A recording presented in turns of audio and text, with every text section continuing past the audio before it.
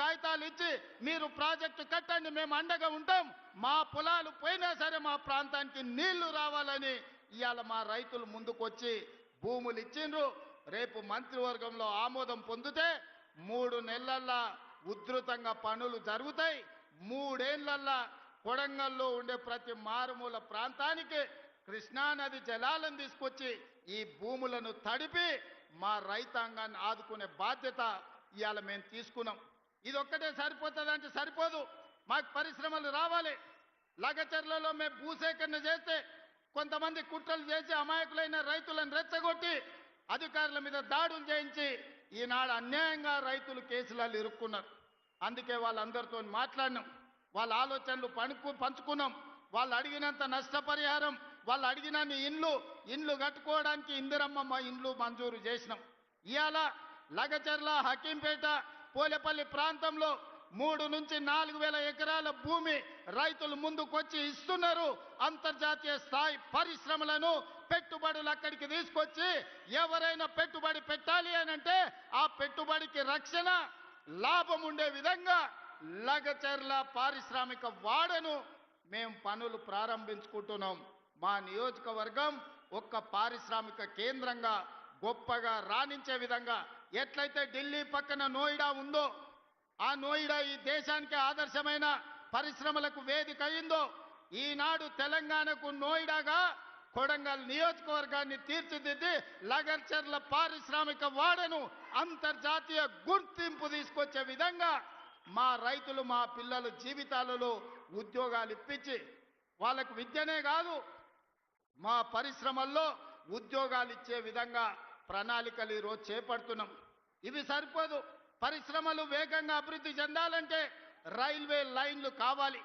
అందుకే Vikarabad Krishna railway line ఈనాడు వికారాబాదు, పరిగి, కొడంగల్, నారాయణపేట, మక్తల్ నుంచి కర్ణాటక రాష్ట్రానికి రైల్వేను తీసుకొచ్చి రైల్వే లైన్లకు కేంద్ర ప్రభుత్వం ఆమోదమే కాదు రాష్ట్ర ప్రభుత్వం ఇవ్వాల్సిన నిధులన్నీ ఇచ్చినాం.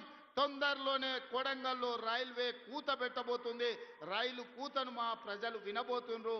70 ఏళ్ల నుంచి రైలు ఎప్పుడొస్తుందా అని కళ్ళల్లో ఒత్తులేసుకొని చూసుకుంటున్నారు. రాబోయే కొన్ని నెలల్లోనే రైల్వే పనులు చేపట్టబోతున్నాం. మా దగ్గర సున్నపు రాసులు ఉన్నాయి, సున్నపు గనులు ఉన్నాయి, పరిశ్రమలేమో కర్ణాటకలో ఉన్నాయి, ఉద్యోగ ఉపాధి కర్ణాటక వాళ్ళకు వస్తుంది. అందుకే మా కొడంగల్ మండలంలో తొందరలోనే పెద్ద సిమెంటు పరిశ్రమను పెట్టి వేలాది మంది ఈ ప్రాంతంలో ఉండే నిరుద్యోగులకు ఉద్యోగాలు ఇప్పించే బాధ్యత తీసుకుంటున్నాం. సిమెంటు పరిశ్రమను ఈరోజు కొడంగల్ నియోజకవర్గంలో మేము ఏర్పాటు చేసుకోబోతున్నాం. ఇవన్నీ కార్యక్రమాలు ఎలా సాధ్యమైనాయి? ఈనాడు కొడంగల్ శాసనసభ నియోజకవర్గం రాష్ట్రానికి ఒక మోడల్ కాన్స్టిట్యున్సీగా రావాలి. రాష్ట్రం మొత్తం ఎవరైనా అభివృద్ధి ఎలా జరగాలంటే కొడంగల్కి వచ్చి చూసే విధంగా ఈనాడు మేము చేసుకుంటున్నాం. మరి ఇంత కీలకమైన సందర్భంలో సర్పంచ్ ఎన్నికలు రాబోతున్నాయి. మా యువకులు అందరు ఇక్కడ ఉన్నారు, మా అక్కలు ఉన్నారు. సార్ నిన్నైతే ఎమ్మెల్యే చేస్తే ముఖ్యమంత్రి అవుతుంది, మరి మా ఊళ్ళో పరిస్థితి ఏంది, మోరేంది, కరెంట్ ఏంది, నీళ్ళేంది, ఊర్ల సమస్యలు ఏందని అడుగుతున్నారు. నాకు తెలిసి రాబోయే 3-4 రోజుల్లోనే రాష్ట్ర ఎన్నికల సంఘం సర్పంచ్ ఎన్నికల్ని నిర్వహించబోతుందని నాకు సమాచారం ఉన్నది. ఈ వేదిక మీద నుంచి మా మిత్రులకు ప్రతి గ్రామంలో మంచోళ్ళను సర్పంచులుగా ఎన్నుకోండి. మన నియోజకవర్గాన్ని అభివృద్ధి చేసుకుందాం. అభివృద్ధిని అడ్డుకునేటోళ్ళని సర్పంచులను చేయకండి.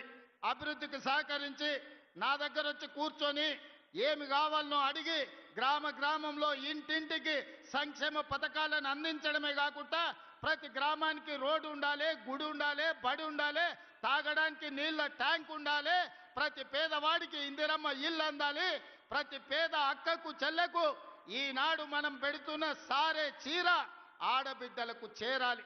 అందుకే ఈనాడు పండుగ పూట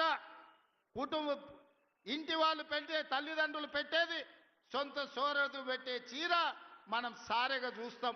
అందుకే ఈనాడు ఈ రాష్ట్రంలో ఉండే 1 కోటి మంది ఆడబిడ్డలకు 1 కోటి చీరలు పెట్టడం ద్వారా పండుగ పూట పెట్టే చీరే మా ఆడబిడ్డలకు సారే కావాలని ఈనాడు రాష్ట్రం మొత్తం నాణ్యత కలిగిన చీరలని మా ఆడబిడ్డలకు ఇస్తున్నాం.